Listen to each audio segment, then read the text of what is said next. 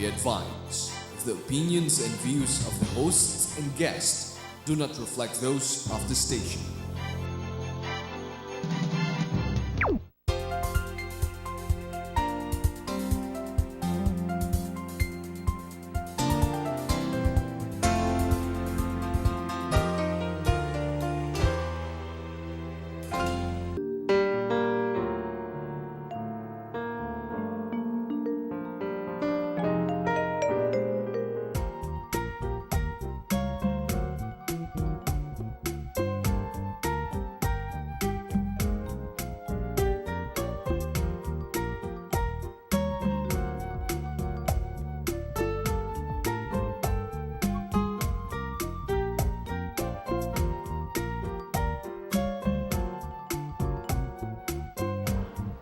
Hi, good evening. Welcome to the fourth episode of the June Alma Show. This is June Alma, and please stay tuned because we have a full hour of very wonderful and enlightening conversation with a very important guest. We have a very special guest tonight. He's our most seasoned politician in the field of um, Philippine business and politics, and I'm sure all of you would love to hear him. So we've dedicated a whole hour of interview with our very special guest. In the meantime, my co-anchor, Dr. Che Lejano, would like to say hello to all of you. Che? Hello, pleasant Friday to everybody. Stay tuned. We have a very nice guest for you this hour. Yeah, so we're back, and our guest tonight is one of the most seasoned, if not the most seasoned politician in Philippine political landscape. And he is really from a very long line of,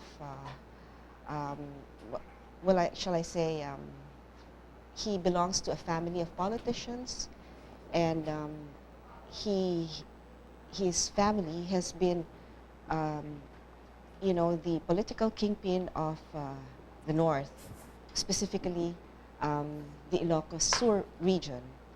He has come from a family of governorships, beginning from the 18th century, from which his forefathers have ruled Ilocos Sur, and specifically Vigan. So really, politics is in his blood, and he practically lives and breathes the governorship.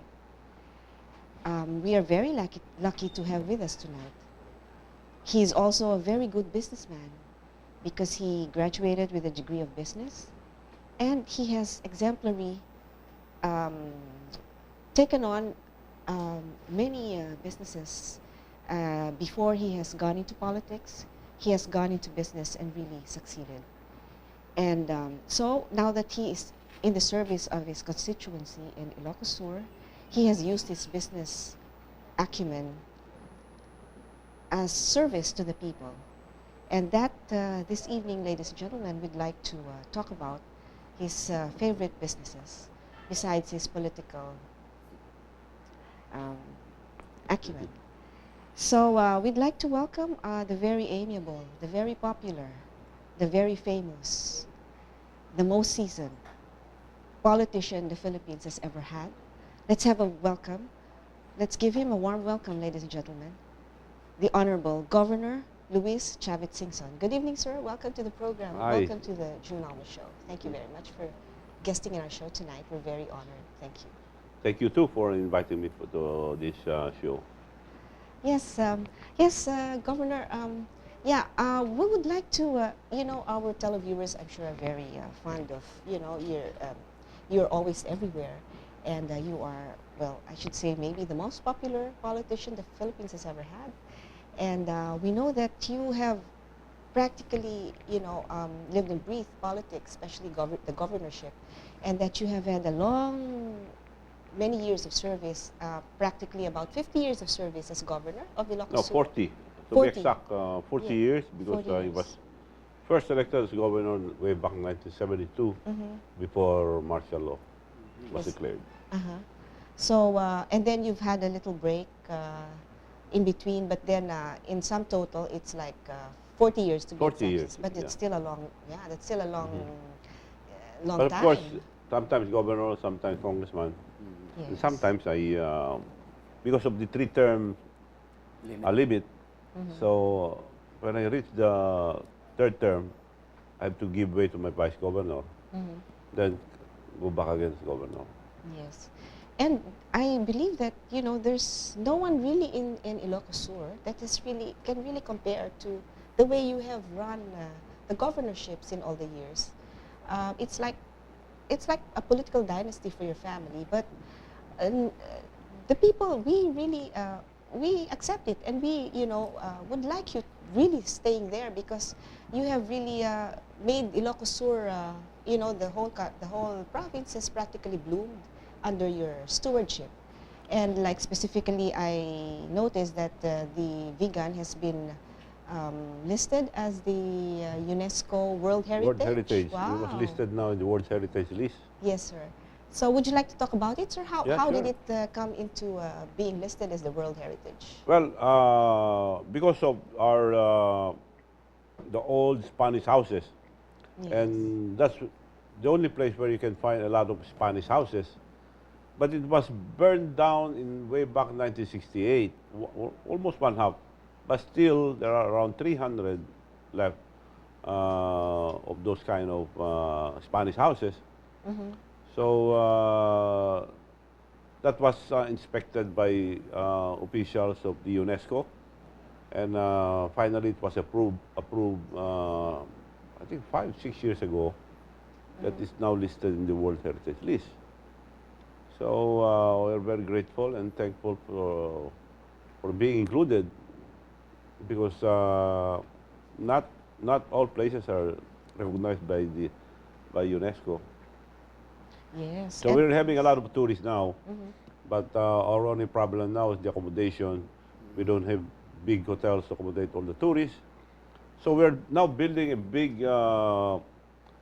convention center and a hotel Okay. to accommodate all the tourists that are coming in. So yeah, so like for instance, they were also marveling at the cobbled stone, the paveways and the roads yeah. that you have built.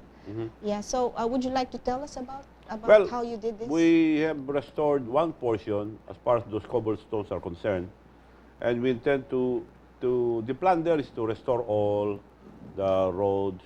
And luckily, during martial law, I was able to secure a decree from then President Marcos to protect those old houses. So there's now a law to protect them. So it's now preserved, and the plan there is to like for example, the police that are there, they'll be all in Guardia Civil uniform, Just and like all in those Chamorros. working there will be in the old traditional Uniforms. uniform. So it's like going back to the past if you're there. And we started already closing some areas on weekends, so that eventually the whole area will be closed to motorized vehicles, only pedestrians and horse-driven or animal-driven vehicles.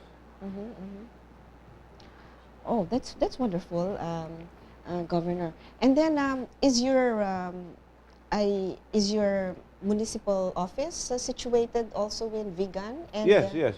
The city, Vigan is a city during the Spanish time. They call it Ciudad Fernandina in honor of King Ferdinand of Spain. I see. Then later on they changed it to Vigan.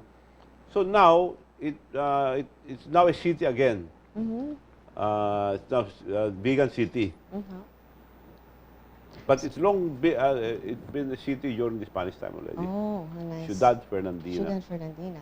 Oh, and I was also reading about the Baluarte. Is that the zoo? Is that a city or is it a town No, it's within part Vigan? of the city. I mean, it's inside the city, and it started with a collection of animals until everybody wanted to see my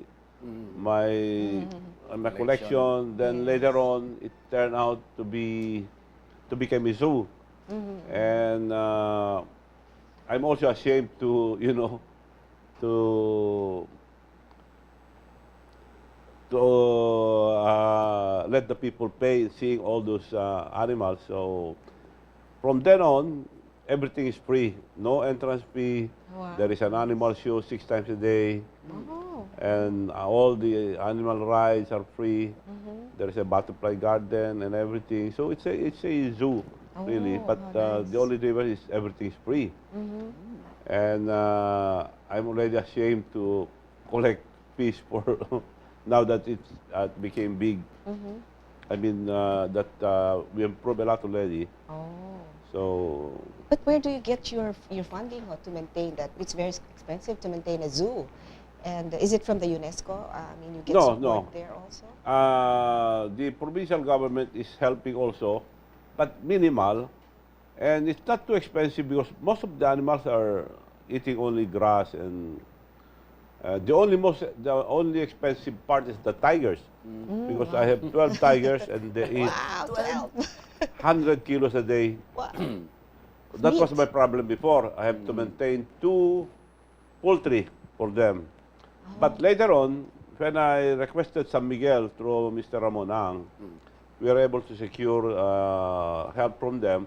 So they're giving now the chicken head. Oh. So they're they eat the maintaining chicken actually heads. now the tigers. So it's not too expensive now as before. As it was before. 100 kilos of chicken How many? heads. 100 kilos because Heads or eggs? almost one tiger, heads. they eat 5 kilos a day. Uh-huh. No, in the morning Uh-huh. and 5 in the afternoon. So So, that's 10 around 10 times kilos a 12. day, and there are 12. Wow. 120 kilos. Yeah, 100, Goodness. 100 kilos a That's day. a lot. That's a a lot. lot. So you really have to breed a lot of chickens to feed the... Yeah, chicken Yeah. head. Before he had his own poultry nga, Feed the and then San tigers. Miguel held. Yeah. So there's less maintenance. It's However, now being maintained actually by San Miguel. Oh, yeah, because they have to also yeah, but it's get the commendable how he's chickens. preserved nga eh. Preserved animals, taken care of animals, as well as taken care of the heritage site. Yeah. And Oh, he's yeah, also yeah, yeah. improving it. Yeah, yeah. It's So, like a whole ecosystem. Yeah, apparently the way he's taking care of the province is on his way back to the governorship na. So yeah, I even read that, maybe because the Baluarte is like a hilly or mountainous terrain, so it's also good for the animals to roam Yeah, around. it's a 80 hectares property, Wow. and we have thousands of deers already. Oh, We have different kinds of wonderful. deers, from the smallest to the biggest. The smallest, Wow. of course, the Palawan mouse deer, and the biggest is the elk Oh. from the U.S. Uh-huh. and some are from Australia. So you mean to tell me even if these animals are imported, the governor, they can still adjust to the habitat Yes, or the yes, Philippine climate? yes, yeah. Oh, very good. Yeah. Oh, that's nice. So, yeah, we will, please stay tuned because we will be talking more about the governor's hobby, the wonderful zoo that he has gifted the Filipino people in Vigan. So please do stay tuned and we will be back shortly after a few reminders.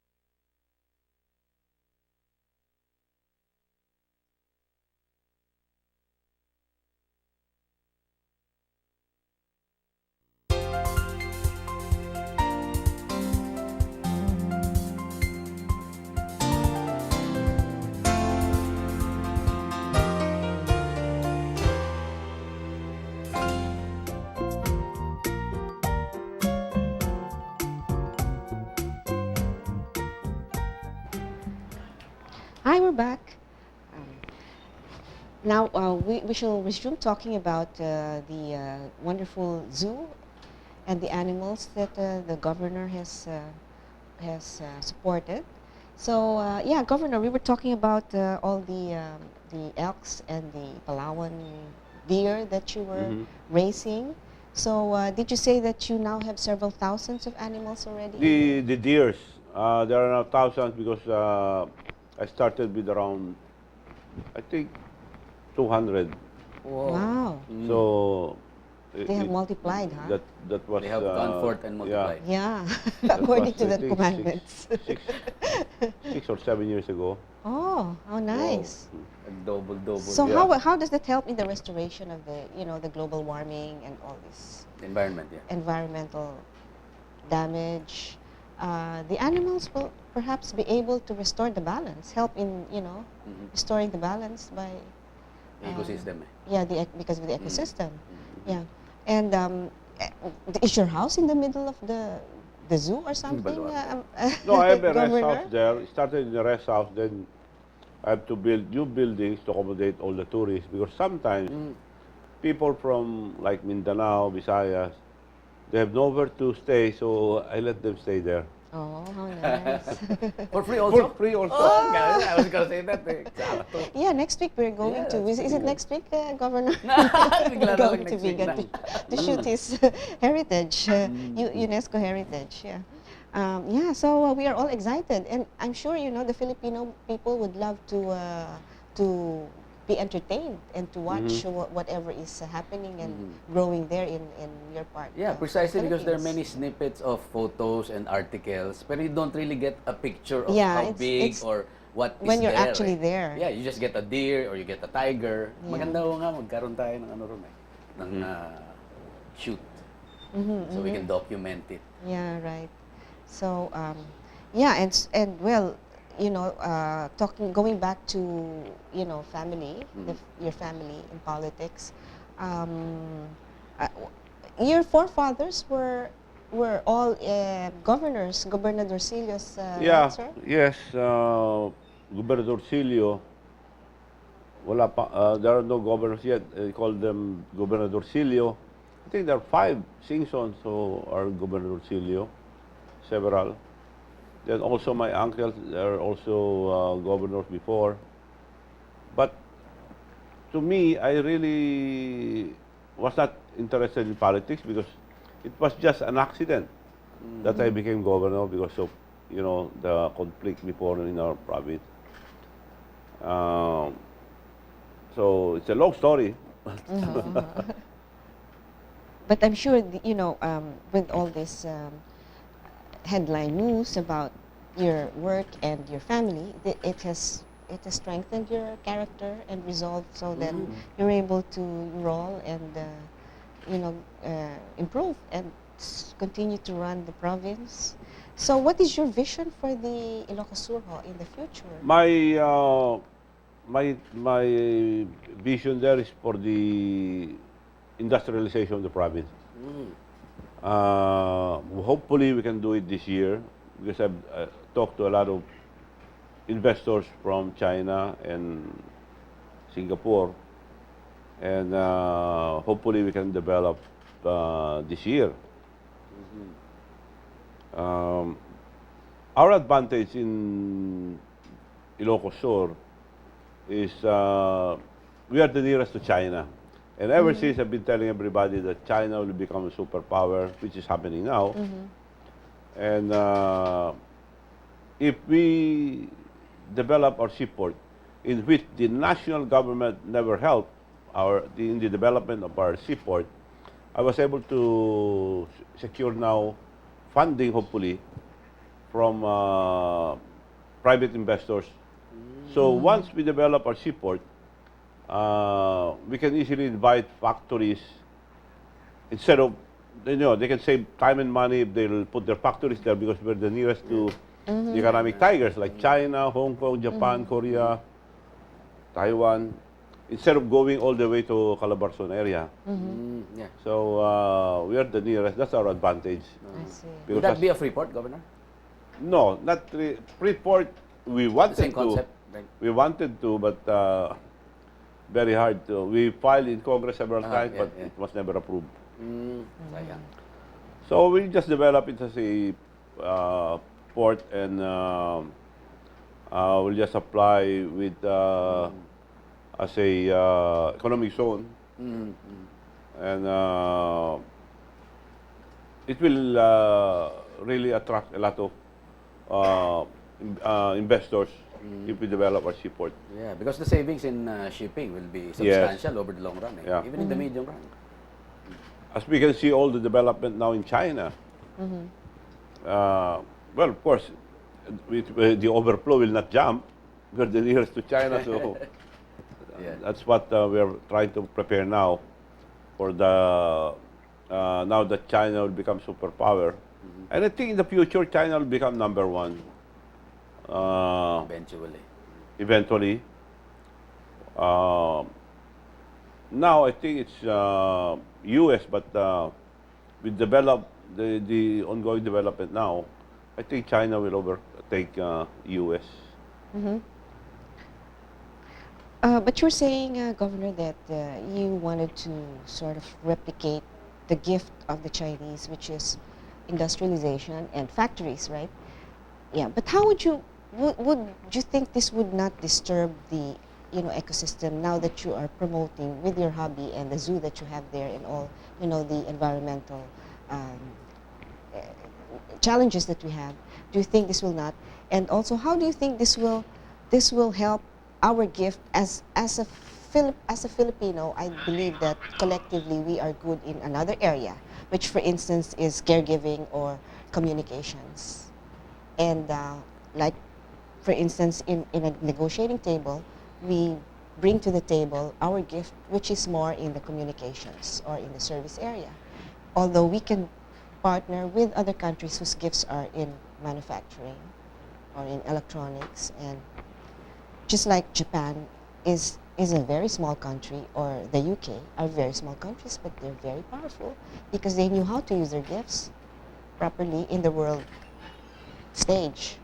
So, although of course it would be nice to take advantage, like you're saying, because China is our neighbor, and so if they have any spillovers, to also try to make some money and to get your people in Ilocos employed with that.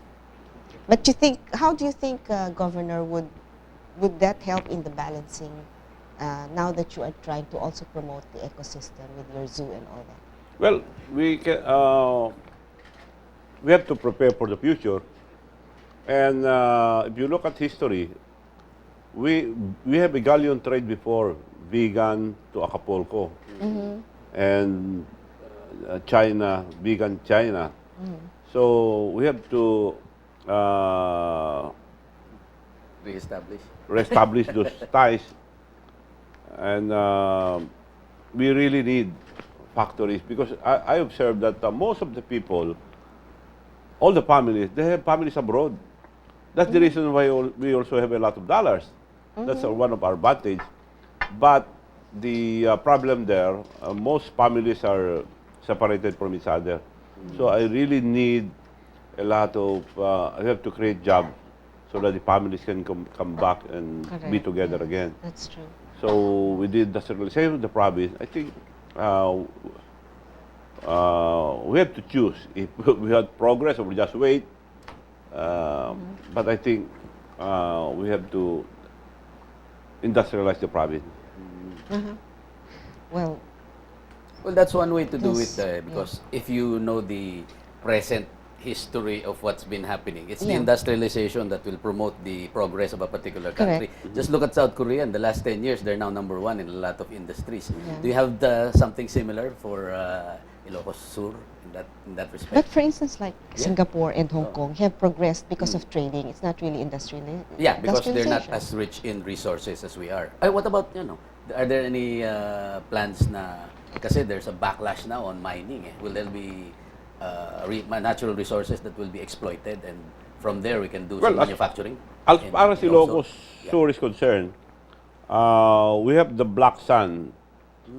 But if we develop our mining industry, we should invite factories, not just sell the black sand to Yes, other oo. countries. We have to put up our factory there because black sand are not natural on in the shoreline. It came from the millions of years ago. It came from the volcano, from the mountains. So we have to remove that because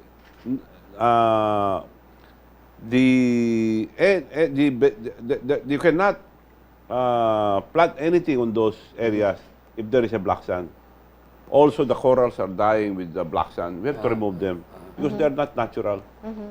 But in so doing, if you allow mining, we have to convince the investor to put up their factory there, Okay. not only to get our mineral resources. Yeah. Because What about- the income is from the value added, not just the mining. Yeah, correct. So what about the infrastructure, Governor? I mean, the roads going to Ilocos, because it's a long drive. Yeah. You know, how many hours? Is it 8 or 10 or how many? 8, because of the 8 traffic. hours, Yeah. yeah. You have to pass all the provinces. Yeah, that's true. So, you know, that will be a big factor also in boosting the business. We have good in the roads, area. and we're widening again the roads in the province. We have cemented most of the barangay roads in my province Okay. because I went to Congress once to make a law to enrich our province. So I was able to, I was successful in making I have only one bill when I went to Congress. Okay. And that it's now called the Republic Act 7171, which was approved by then President Cory Aquino. In that law, 15% of all the excise taxes of cigarettes will go back to the Virginia tobacco producing provinces, pro rata. Whatever you produce, that's your share. It so happened that Ilocos Sur is Yeah, it's known for the the biggest producer. tobacco Yes. We producers. produce 70%, Oh. so we get the Lion's lion's share. share. Yes, I see. So there are billions now every year that's coming in with that law. And with that law, not only Ilocos Sur was included, it includes 4 provinces which are producing Virginia tobacco. Ilocos Sur, Ilocos Norte, Abra, and La Union. 4 provinces. And we are having billions every year because of that law. So we became first-class province. Yeah, so yeah, I know besides the tourism factor is also a big thing. You know, I know that a lot of our tourists, even Filipinos like us, would like to visit Vigan because of what the governor has done.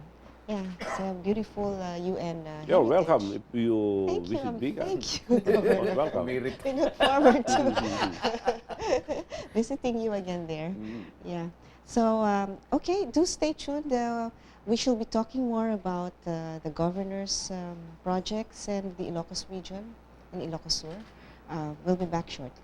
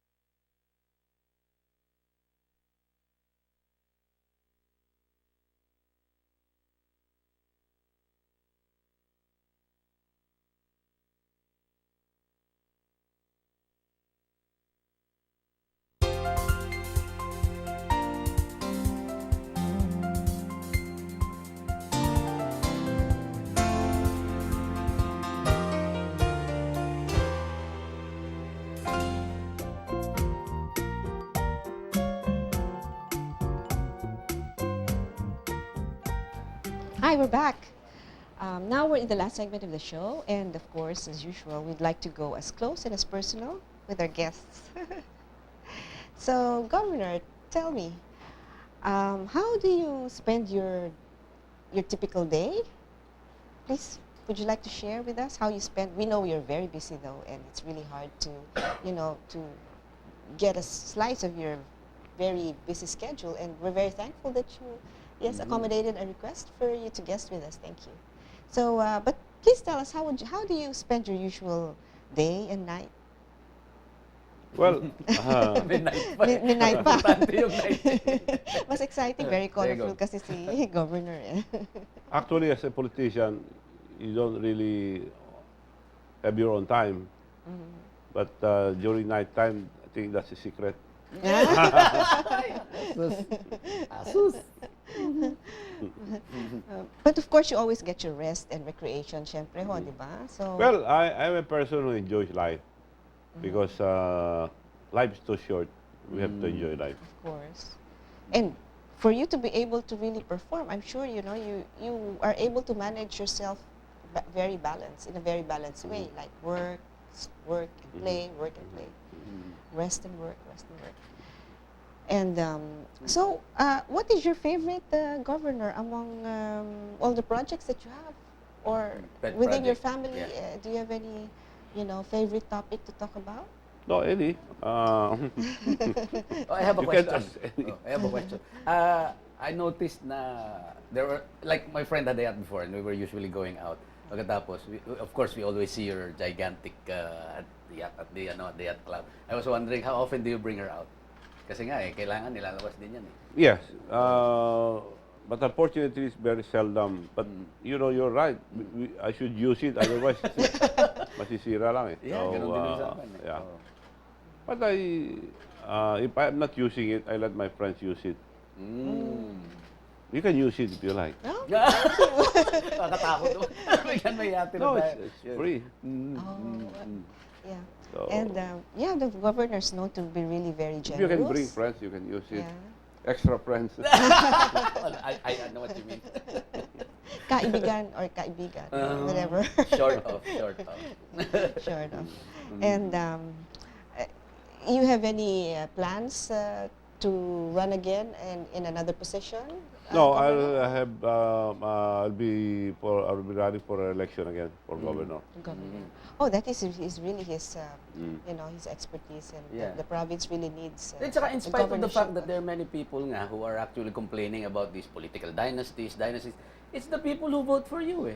If you're not doing a good job, you should be kicked out regardless of dynastic succession or not. But if you're doing a good job, they'll vote for you forever yun eh.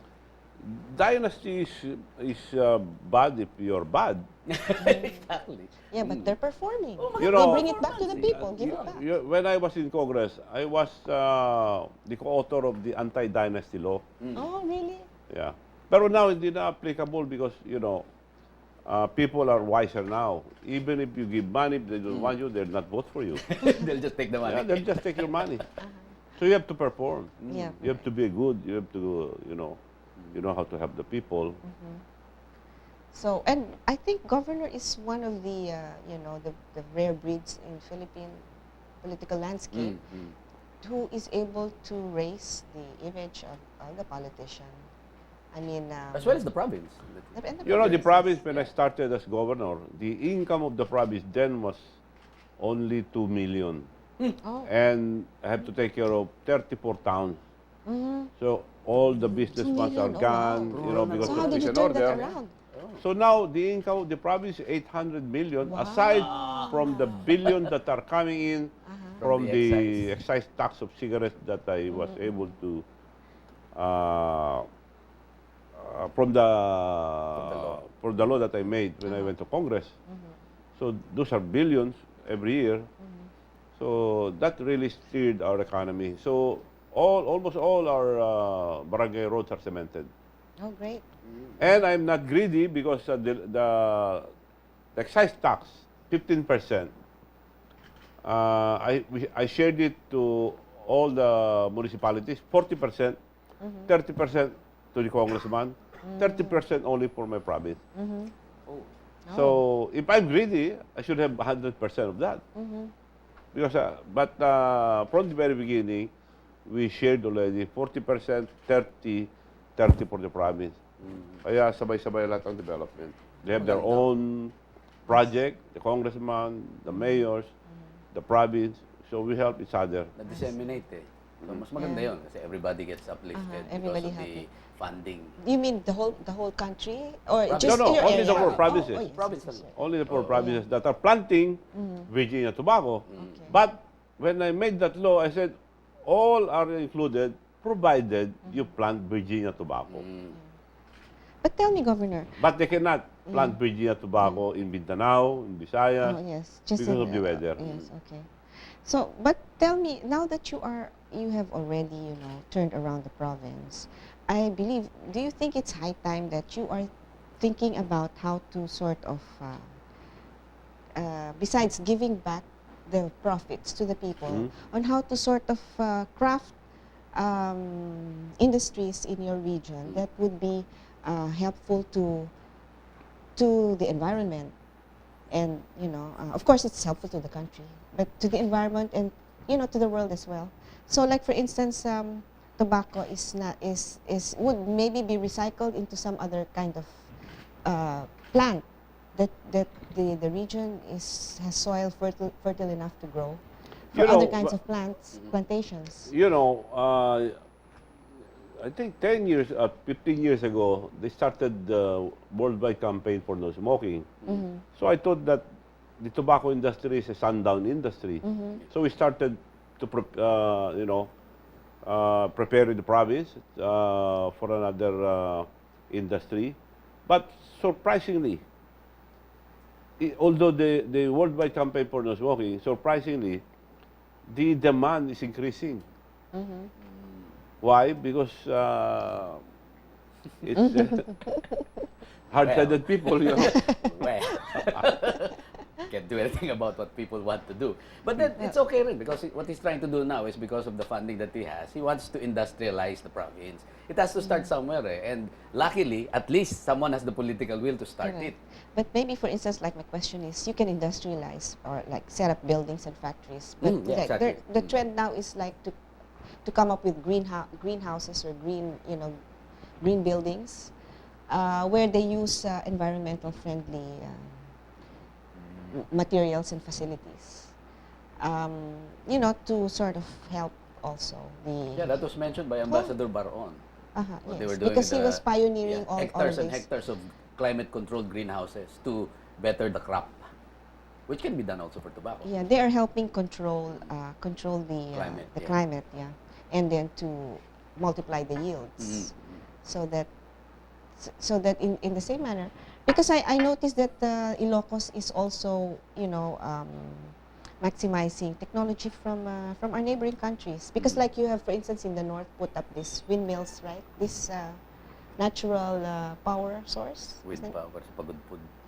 we Is we that are planning to put up also solar Solar, yes, You- yes. solar There you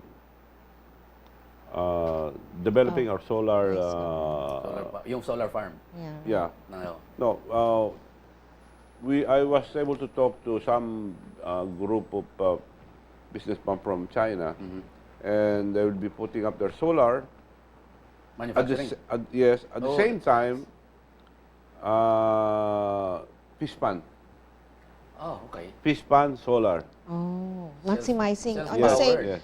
Yeah. on the same area of land, Yes. but you go vertical by maximizing the productivity vertically. So interesting. Also, the technology will trickle down to us if they manufacture here, Oh yeah, of which is course. good. Yeah. Cheaper electricity. Yeah, I know they pioneer in some new technologies that they're able to get from abroad, and that's very nice, Governor. So of all these projects, what is your favorite? What is your favorite? What is your favorite pet project, Governor? Well, now I'm very busy with the industrialization of the province. Yes. That's really my dream, so that families abroad can come back to join their Oh, families. Yes, that's true. Yeah. After all, they said, like the test of how happy a country is when they're reunited with their families, and they're blooming independently and internally. The demand and the produce of the country is generated by an internal demand, Yeah. which is only empowered by a happy and empowered workforce. And also, I'd like to mention the years back we were against the increasing of the taxes of tobacco. But this year, I agreed that we agreed that the taxes should be they should increase the taxes now, so that they can give a share also to the Department of Health. Yeah. That's my In next case question. na may magkasakit sa sigarilyo, may panggamot sila. Covering the bases. Yeah. Yeah. My next question, Governor, is they said that it's beautiful everywhere in Ilocos Sur, but I think some of your hospitals need some refurbishing, or maybe you're trying to We, also we are maintain now the old. improving all the hospitals, although during the time of President Ramos, when they doubled a lot of agencies, we welcomed them all except the hospitals, the Department of Health. I objected. I said I should return all the hospitals because they doubled all the hospitals without funding. And now we are spending around 200 million. Other provinces, they are spending additional 500 million No. by maintaining those hospitals. Oh my goodness. Because most of the patients are free. Mm-hmm. So that's our problem. That's the reason why we cannot fully develop our hospitals because of The the maintenance cost. problem of the budget. Mm-hmm. But now, well, like for example in vegan, we have a new MRI, new dialysis. We have new equipment now. So, although we don't like how it was devolved to us, we have no choice but to develop it.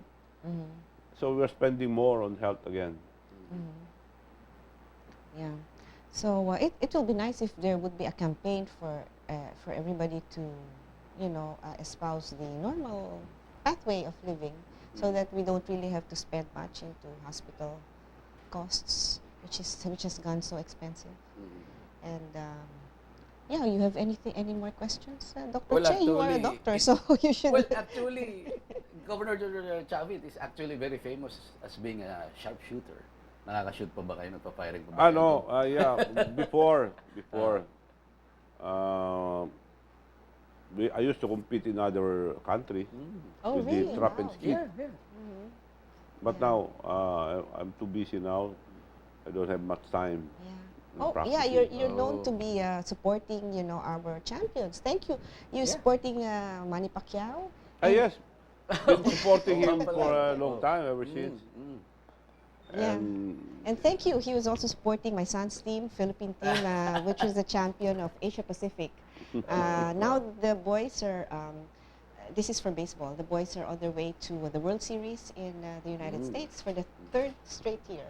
Congratulations, Yes, boys, our boys. We're proud of you. Yes. Yeah, and Governor Chavit has been our supporter also. Pero Gov, nandito na tayo sa section na to. This section is particular, something personal. I'd like to ask you a very personal question. Yeah. How did you feel when Manny Pacquiao lost? Oh, yes. well, we feel bad, but at the same time, it's like a blessing in disguise. Because pag panalo siya, people will say, "Oh, it's expected." But what happened? He became more popular. Pinag-uusapan buong mundo. So it's a blessing in disguise. He got all the prize, and he was declared as a winner. So it's a blessing in disguise. Yeah, sympathy nasa kanya pa rin eh. Because he was very gracious in defeat. Yeah. Yes. Uh-huh. Well, everybody thought that. Pinakita niya sa tao na mabuti siyang although na daya siya. Categorical. Hindi Well, at least the World Boxing Organization has acknowledged the, the championship of Manny Pacquiao, in spite of the technical challenges that he just encountered. But he's so busy now with the Bible study. And Sarangani. Every day. Baski saan siya Bible pumunta, study niya, everywhere. Bible study. Ministry na. I said we should do it only once a week. No, every day. Maybe he should also convert the Chinese who are trying to invade us with the Bible study. He's From trying to Jan- convert the governor. I was way ahead of him. Okay. Converted na pala. So it was really an enlightening evening, Governor Singson. It was very nice of you to share your thoughts and your feelings with us. We appreciate it. And we hope we can have you again. And, we will be very honored to have you again. In the meantime, would you like to share with our televiewers some parting words before we go, Governor? Yeah, I'd like to thank you, and I'd like to take this opportunity to invite everybody to visit our province. And I'm sure na hindi kayo magsisisi if you visit Vegan City. And also, you're welcome to Balawarte. There you we go. got And Che, invited. would you like to Well, say some that's few it for words? tonight's show. I hope that you will come back next week. We have another interesting guest for you next week, so stay tuned. June? Yeah, thank you for staying with us for another hour. And we would like to invite you again, just like Dr. Che said, to watch our show again next week. This is June Alma from the June Alma Show. And hope you have a wonderful weekend ahead. Good night. See you next week.